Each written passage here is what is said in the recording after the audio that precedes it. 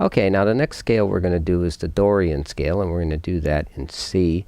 The notes for that scale would be C, D, E flat, F, G, A, B flat, and C.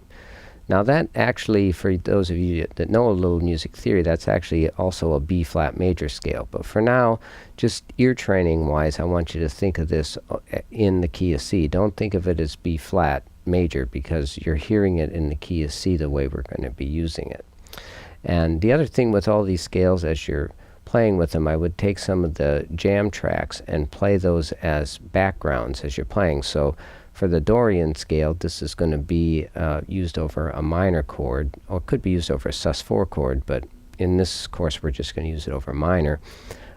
So, you know, stick on a C minor jam track as you're practicing the scales. Now I'm going to just in a few minutes show you how to play the scale in one position, but of course you want to learn this in all positions, because that's really going to help you when you're improvising.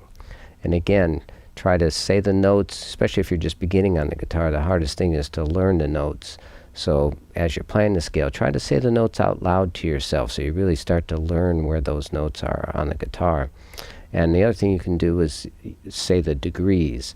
So C would be the root, and that would be 1, and D would be 2, E flat would be flat 3, F would be 4, G would be 5, A would be 6, B flat would be flat 7, and then of course you're back up to 1 with the C again. So both ways of thinking about the notes will really help you in the long run to know the scale and learn it all over the guitar. So now let's take a closer look at how to play the scale.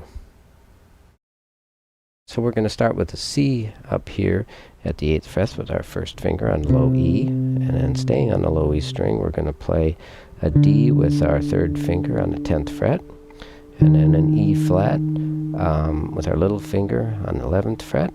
Then moving to the A string, we're going to have an F at the 8th fret with our 1st finger, then a G on the 10th fret with our 2nd finger, and then an A up to the 12th fret with our little finger.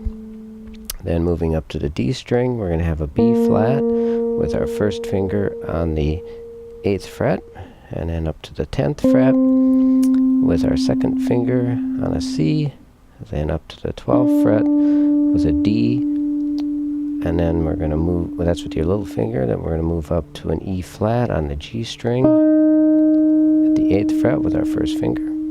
Then an F up at the 10th fret with our 2nd finger, and then a G with our little finger up at the 12th fret, then moving up to the B string, an A with our 1st finger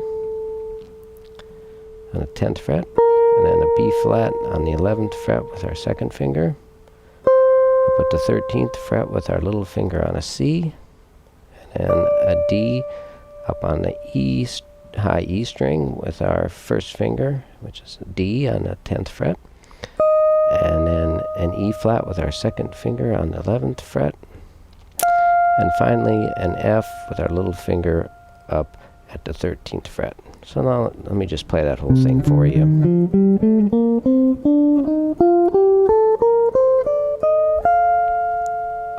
Alright, now let's take a few notes and learn how to improvise with it.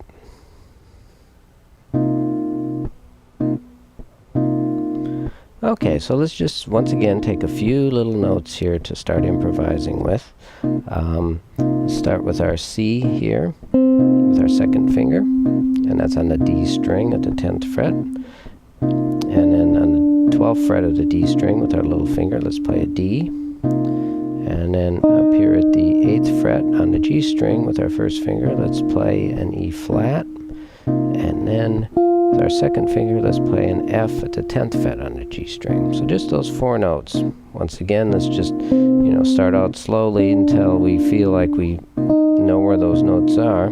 Kind of learn the sound of them.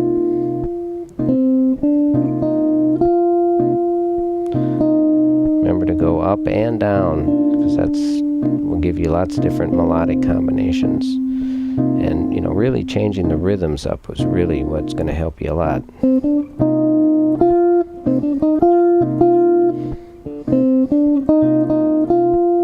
all three of those were the same note combinations but different rhythms.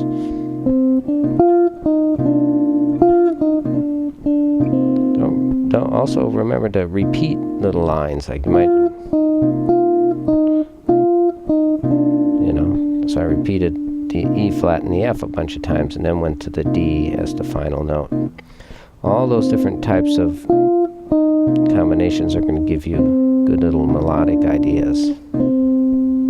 You can also jump to notes. We could go from the D up to the F, and then the C up to the E flat. You can also change the fingering a little bit, as you get comfortable with these. When you're learning scales, you use this particular fingering, but when you're improvising, you can start using all kinds of different types of fingering, depending on the melodic combination that you're doing. Alright, so now let me just improvise a little bit for you using the C Dorian scale all over the neck. Remember that one of the reasons I can do this is because I've learned all those different positions of playing a C Dorian scale, which there would be 7 different positions because there's 7 notes in the scale. So here we go.